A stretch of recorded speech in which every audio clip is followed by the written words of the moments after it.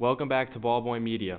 I'm LJ, and today we're going to be talking about the San Antonio Spurs and how they might look after the NBA's trade deadline. Please be sure to like and subscribe, and comment down below. Who is a player you would like the Spurs to trade for? So currently, San Antonio is 20-23. They're 12th in the Western Conference. They are 2 games behind the play-in picture, and they are 5 games back of an automatic bid to the NBA playoffs. In terms of salary cap situation and overall asset pool, it does not get much better than the San Antonio Spurs. They have negative $9.1 million in cap space, which in a league where 29 teams have negative cap space, that is the 3rd best.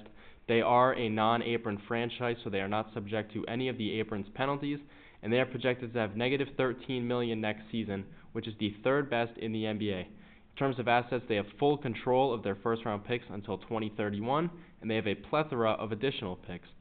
To note, they have 20 second-round picks. Get that into your head, 20 second-round picks before or in 2031. That is a gargantuan accumulation. Then in terms of first-round picks, it is a lot, and it is some very interesting picks.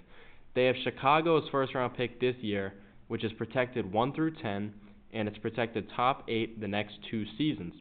They also have Atlanta's 2025 and 2027 first-round pick, as well as swap rights to Atlanta's pick in 2026. They have Charlotte's first-round pick protected 1 through 14 this season, which will definitely go to Charlotte if they do not have a miraculous turnaround and go, 40-5 over the rest of the season. That will be going to Charlotte because it is lottery protected. And otherwise, so this is what it will convey as, is 2 second-round picks. So they'll have, 22 second-round picks. They have a 2030 pick, which is the most favorable of their own pick, Dallas's pick, and Minnesota's pick. And then they have Minnesota's first-round pick in 2031. Now, bright future. When you think of the Spurs, you think of what's to come. Victor Wembanyama is showing some vast improvement across the board if you look at his stats, they're all up. And I think Chris Paul is a huge part of that. They also have the intrigue of Jeremy Sochan. Sochan is averaging 12.9 points per game this season. He has improved every season he's been in the NBA, and a career-high 7.9 rebounds per game. Sochan is definitely an interesting player, and I like to see what he can become in the NBA. Stephon Castle is also putting up a Rookie of the Year caliber campaign this year. He is a plus defender who's averaging 11.6 points per game and, roughly 3 rebounds and 4 assists. This Castle's a very interesting prospect because he's putting up good numbers for a rookie, and he hasn't even been shooting that well.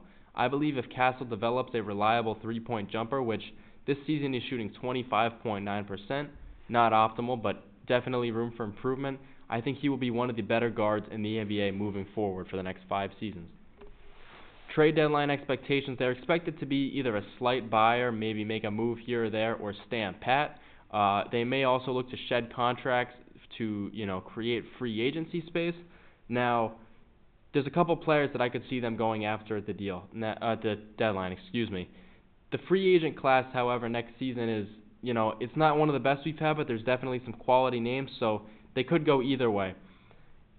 Next season, Brandon Ingram, Fred VanVleet, and a lot of good role players, including Duncan Robinson, Karis LeVert, Luke Kennard, and Naz Reid, are all expected to be free agents. VanVleet, I believe, has a team option, and besides that, everyone else is unrestricted.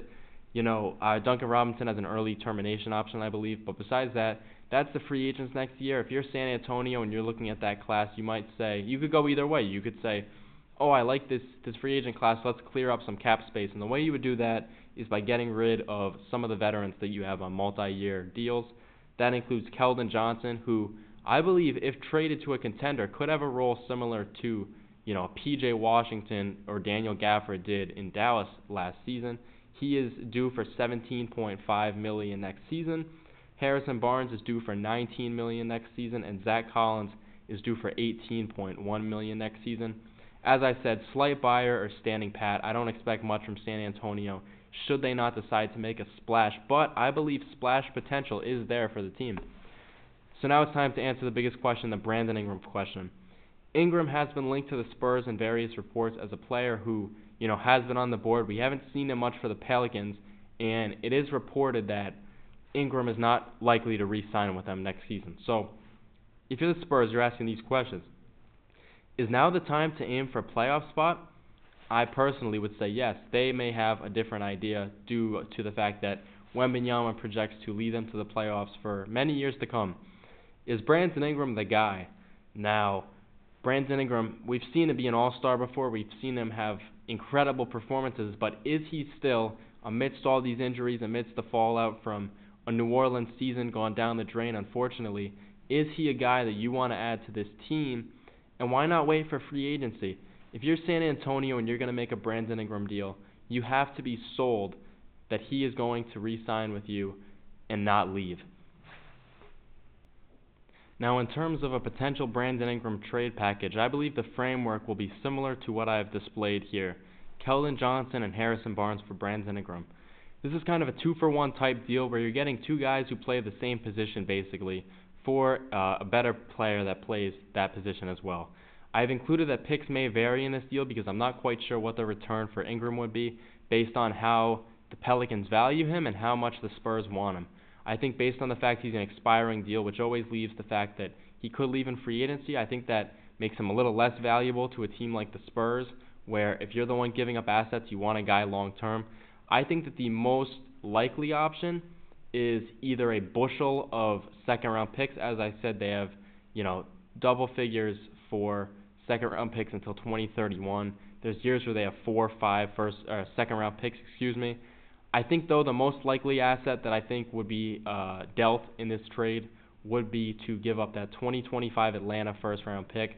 It's not their own pick, and I think that based on Atlanta's record, how they're performing right now, if they continue steady to that pace, I'd estimate their pick finishes in the late teens to high 20s, which, hey, you can get value. Just ask the Pelicans themselves, who acquired Yves Mizzy from a similar pick this past draft. One other thing I wanted to add, although I think Brandon Ingram is a good piece for them, I think that, we're approaching a time where a De'Aaron Fox deal might be on the table. And, Shams just reported that recently that De'Aaron Fox may be, they may be having preliminary talks about him with other teams and that he has a preferred destination in mind. I believe if you're San Antonio, you do not deal for him unless you are that destination. However, if you are, I'm throwing the house, all the assets that we have from other teams if we're San Antonio. For De'Aaron Fox, I think that he can elevate this franchise definitely to a higher degree. Thank you for watching. Please be sure to like and subscribe, as I said, and comment down below a trade you'd like to see San Antonio make. Thank you, and I'll see you very soon.